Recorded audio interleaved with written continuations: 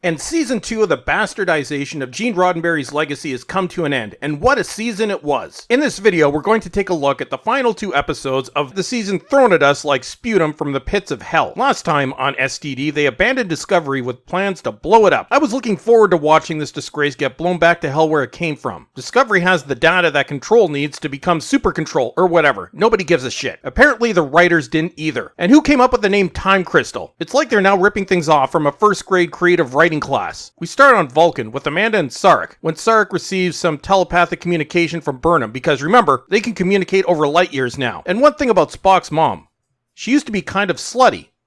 Father Time's a bitch. The evacuation scene was one of the worst sequences in Star Trek history. I mean, what the hell was with those corridors? It looks like they were designed in Microsoft Paint. The voiceover from Burnham during the sequence made me hope that maybe she might stay behind and get blown to hell with the rest of the ship. My hopes were raised when she delays leaving so Mommy Burnham's "hang your head in shame, woman" sacrifices weren't in vain. How about the sacrifice of having an offspring that started a war and then got glorified for it, while defecating all over Roddenberry's vision? Then Burnham shows up on the Enterprise and I'm like, God damn it. Oh yeah, speaking of the Enterprise, this was one of the only things about STD that wasn't crap, but I'm also sure that this was just Alex Kurtzman giving us all the finger. You don't get this, instead you get these idiots. The bridge actually looks like Star Trek, except for the turbolifts, which are behind a corridor, for some reason. I guess that's the pesky 25% rule again. Number 1 reminds us, once again, that Enterprise won't be using holoprojection communication anymore. Remember, one must explain away Kurtzman's many canon violations, idiots. We're then reminded that Admiral Dumbass is still there, and then Hammy Giorgio makes an appearance and makes some statement about the bridge being orange. I guess that was supposed to be funny. I can't honestly tell anymore. Lord help us if that Section 31 show ever becomes a thing. Then we learn that they can't destroy Discovery because Superbrain is defending itself, meaning that the whole cliffhanger evacuation sequence was completely pointless. Then Burnham has another vision, and we get one of the best sequences in Star Trek history where everybody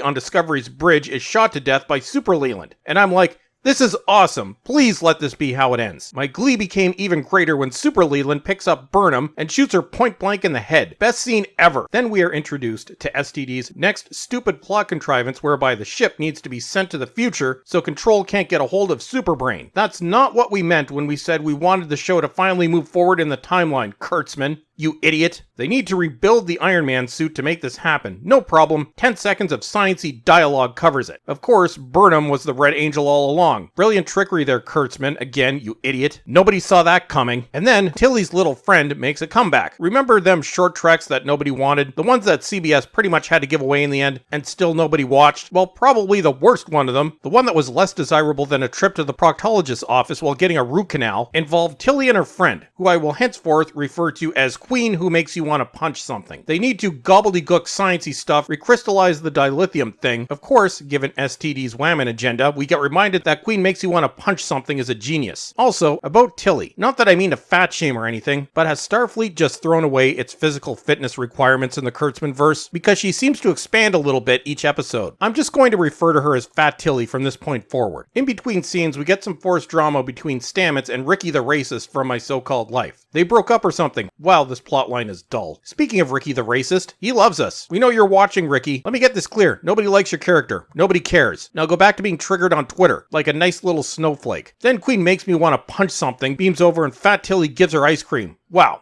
I'm surprised Fat Tilly had that much self-control. Then Queen Makes You Want to Punch Something, sciencey stuff, charge Super Crystal or something, who cares? Oh, and Jet Reno is back to provide us with even more sciencey stuff. Whatever, she still sucks. Then we're told that Burnham won't be able to come back after she takes Discovery into the future. More sciencey stuff. Oh no. Then we get our mandatory scene to remind us of how super great Super Burnham is. Maybe it's just a ploy to see how much further up her own ass her head can go. We then get some more whammon power discussion between Fat Tilly and Queen Makes Me Want to Punch Something, who's now decided she's staying or some shit. And then Amanda and Sarek somehow magically appear on board to say goodbye to their bastard adopted daughter. What the fuck? You idiots didn't even give the slightest thought to plot points that actually make sense. This is not how space travel works. We then get more Burnham praise and learn that everyone is staying with her. Who cares about their friends or families? This is Super Burnham. Yo, what's his nuts isn't staying, but who cares? Neither is Pike, which made me sad. We then get a bunch of goodbye messages from STD's female crew members, still nobody knows their names, and Stamets. We go back to the bridge, and Pike is back to wearing a gold uniform. I guess straight white males aren't welcome on future mission Burnham worship. Discovery really should be renamed Wham and Power Quest while stomping on the testicles of straight white males going forward. Then we have the season finale, which is basically just a Michael Bay boom boom explosion fest.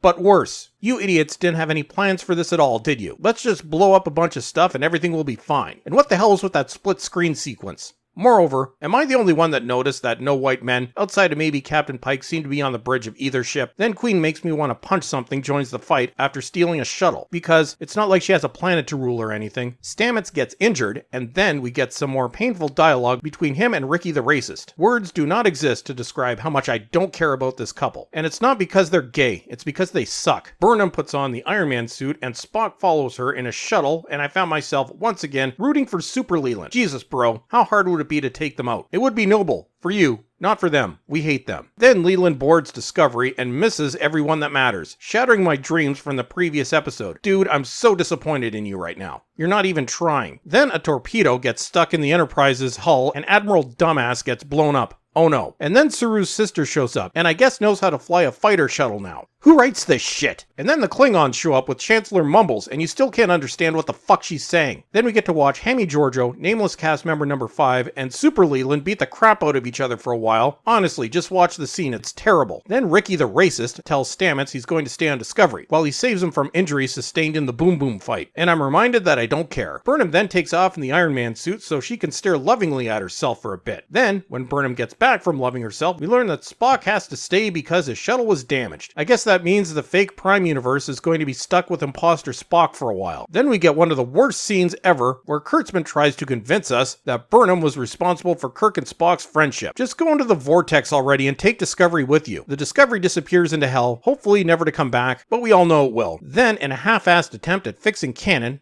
honestly, let's be honest, it's not even a half-assed attempt, it's just pathetic. Spock recommends that Discovery and everybody involved with it be classified. What? I can see a few problems here, Kurtzman, but who cares? This is STD and nothing makes sense. Maybe I'll just make my car loan classified so my bank can't come after me. And then we get teased with scenes on the Enterprise that almost look like Star Trek, but no, it's just Kurtzman giving us the finger again. It's as if he's saying, yeah, I know this is what you want, but I'm sorry, you get to follow these idiots for another year, minus Pike. You don't get what you want. We actually like Pike. Just recast imposter Spock and add 1 or 2 males to the bridge and you have a good show. But then again, this is Kurtzman Trek, and doing things that the fans actually want is contrary to its prime directive. Imposter Spock finishes with, let's see what the future holds. Well, nothing good, I can tell you that much.